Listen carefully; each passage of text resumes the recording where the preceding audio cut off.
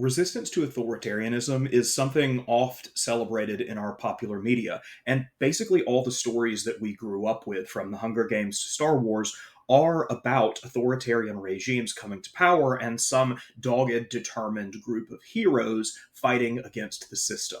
What those movies do a good job of is inspiring people toward action. What they do a bad job of is expressing and demonstrating what actual resistance looks like and how authoritarians have a pretty well established toolkit for undermining that resistance. And so, what we're going to look at today is the rise of the Hitler government in Germany and how effective resistance was undermined. Were one to live in Germany in the mid 1920s, they wouldn't recognize it as the same country it was only a decade prior. The rationing and deprivation of the Great War seemed but a distant memory, replaced by an urban life filled to the brim with opportunities for civic engagement, career advancement, and leisure. Flapper culture and the jazz scene have taken hold, bringing with them a raucous nightlife. Clubs for any kind of hobby or job you can think of can be found in every major city. Some are quite powerful. The Kapp Putsch of 1920, for example, was stopped cold when trade unionists conducted a general strike in retaliation to it.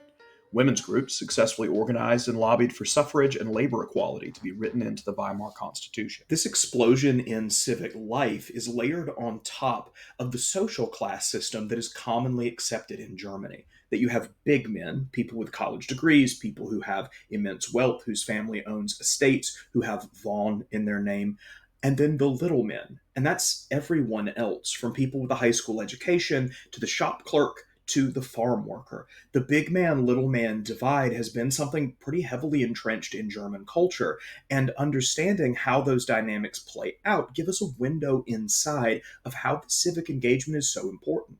It's bridging the gap where big men and little men can be in the same clubs, enjoying the same things, participating in politics in similar ways. How, then, did such a vibrant society fall so quickly into despotism? Surely, one might think, the vibrant social scene would provide too many avenues for self expression that no one group could wrangle them all, much less bring them to heel. The would be tyrants of the 1920s saw this problem as well, particularly as it related to the powerful liberal and left wing organizations whose members formed the bulk of the working class. The solution for these tyrants was not to crush, but to absorb. Gleichschaltung, or coordination, was the NSDAP's program to bring the party to the clubs if it couldn't bring the clubs to the party. Joseph Goebbels would be the voice and brain of this rewiring of social life. But we get ahead of ourselves. The prosperity of the 1920s was not to last, and with the passage of the Smoot-Hawley Tariff Act in the United States, the American Great Depression went global. Markets in Germany took a nosedive, and fears that the lean years of the post Great War Republic were coming back were spreading. Moreover, social trends were not moving away from the old world, as one might expect at first glance, especially if they were only glancing at Berlin. Rural Germans still held on hope that the old order would return, that a strong emperor would replace the supposed decadence of the new republic. Alongside this nostalgia was a suspicion, stoked by reactionary papers and radio broadcasts, that social degeneration was the cause of all these economic ills. The Nazis didn't invent eugenics, homophobia, or racism. Instead, they tapped into a vein that had been pumping through a part of Germany that never bothered to embrace modernity like some of its urbanites did. The popularity of clubs and social groups was not unique to cities, even if the progressive mindset many of them adopted was. Steel helmets and stormtrooper clubs allowed disgruntled, often unemployed army veterans to find community among other reactionaries.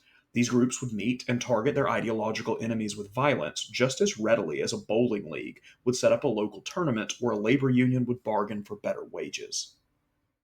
A rising tide of reactionary sentiment, capitulation from mainstream parties, and a more professional looking NSDAP would sweep the general elections of 1932 and 33 and catapult Hitler into the chancellorship.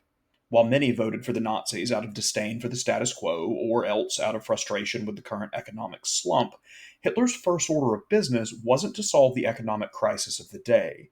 It was to set himself up for total power in the months and years to come. The NSDAP did not seek to destroy public social life to bring about their dictatorship. Instead, it sought to devour these organizations into itself. By 1933, clubs of every stripe were sent notices with a clear directive: join the party officially, appoint party members into leadership roles, open yourself fully to party scrutiny, or else be banned. One by one, they fell in line. Particularly oppositional groups, such as the official Communist Party, various Jewish clubs, and non Nazi labor organizations, were banned entirely. In many cases, their leaders were arrested without cause or pretext. Alongside this, the civil service was purged of disloyal staff. University professors, auditors, and clerks of every stripe were given a similar choice to the clubs: fall in line or leave your desk. What this subsumption of social life creates is an environment of absolute isolation for non fascist Germans. To engage with the world outside your own mind at all is to do so on the party's terms, or otherwise not at all. With private correspondence monitored by the Gestapo, public behavior subject to be reported by anyone who deems it suspicious, and all activity for leisure and labor co opted by the state, an individual was either a party lackey or alone. What this does is it builds a wall through which no ideas can cross. Those Germans who are in the in group get all sorts of social and economic advantages for being good party men. And those Germans who are in the out groups, well, they're not at the club meetings anymore. They're not on your shop floors. They're not in your offices. And in some cases, especially for German Jews, they aren't even living in your communities anymore. This wall through which no ideas can cross makes organized resistance nigh on impossible because the information needed to understand that someone else is suffering, that sympathy might be activated, that information never makes it to the people who would be necessary members of any kind of organized resistance. What this means for us in our current moment of rising authoritarian sentiment is that one of the most effective ways we can resist authoritarianism is by engaging in the community around us. Even if that engagement is as simple as going to some fun event near you full of people you don't know, that you can talk to them and learn their struggles and learn what they're feeling and experiencing, that you might help them and be helped yourself. Isolation and loneliness are the enemy because those sentiments are exactly what the authoritarian wants you to feel. I want to end this video by giving a huge thank you to all of my subscribers on Patreon. If you join me on Patreon, then for $5 a month, you can get access to some of my written works. It's the only place that I post a lot of my essays and nonfiction writing. If you'd like to check out my sci-fi novel and support me that way, you can head over to Amazon and look for the Night Sky trilogy. The Night Sky Darker is book one, and it would mean the absolute world if you checked out my fiction. Thank you so much, and I hope to see you next time.